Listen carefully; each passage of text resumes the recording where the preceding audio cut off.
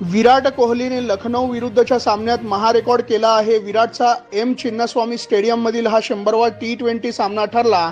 विराट एकाच ग्राउंडमध्ये 100 सामने खेळणारा पहिला भारतीय ठरला आहे. विराट असा कारनामा जगातील करणारा 15वा क्रिकेटर आहे. तसेच विराटच्याच नावावर एकाच स्टेडियममध्ये सर्वाधिक T20 धावांचा विक्रम आहे.